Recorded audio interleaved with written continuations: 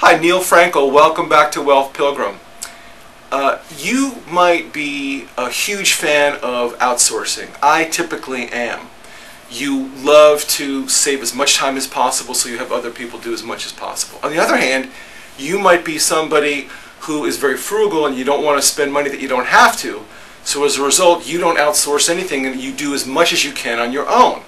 I think both extremes might be flawed. At least it's definitely a flawed model in my own case, and I want to look at this exact issue so that you'll have more money, more time, and more important, better value for your time. So the issue came to a head, pardon the expression, when I fixed my toilet. And I did this simple repair. I had a lot of anxiety about it and fear, but I went ahead and did it, and it worked out fine, and thank you for your concern. The toilet is no longer leaking. But I looked at my process in deciding whether or not I wanted to call in a plumber or do it myself, and that process led me to this thinking about outsourcing. So in the past, my model was flawed. I like to outsource everything, and my process was, look, if I make $30 an hour, and this repair is going to take me 6 hours, that's $180. If I can spend less than $180, then I should call someone in to do the work for me. That's flawed because it was a Sunday afternoon when I did the work, and I wasn't going to work, and I wasn't going to make any money that day. So it was a flawed outsourcing model.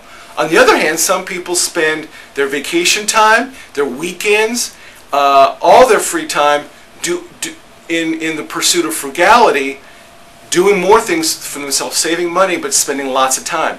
And I think that's possibly flawed as well. And here's, I think, a better way to look at it. Three-step process. As you know, I love processes. Number one, look at the economics of it. How much money could you make during that particular time? And if you could make more money during that time than it costs you to get that job done, then obviously you outsource that work. The second process is, even if let's say the economics work in your favor that you should do it yourself, the question is, then the next issue is, what is the best use of your time?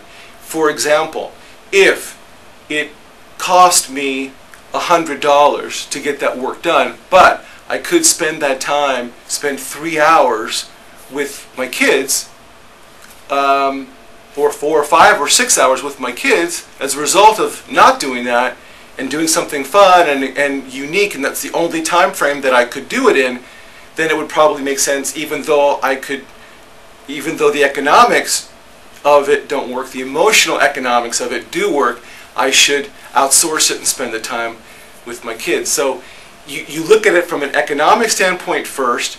Number two, from an emotional economics, okay, the best value of the time spent, and I think then it's a better decision. Again, getting back to my toilet repair over the weekend, I couldn't work and all my family was gone.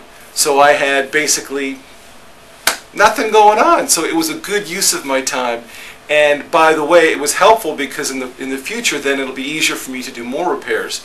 So again, just in summary, look, when you make the decision about outsourcing something, number one, look at that particular time, not generically, but that particular time slot. What are all the alternatives? Economically first, could you make more money than it would cost you to repair it? If not, then look at the emotional economics of it.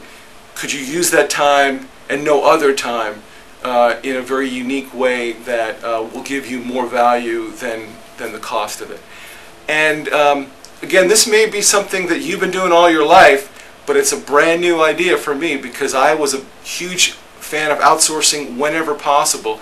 And I'm gonna, as soon as I'm done recording this, I'm going down to the hardware store and I'm gonna get my carpenter's belt and get to do some more work when my kids and my wife are out of town. Thanks.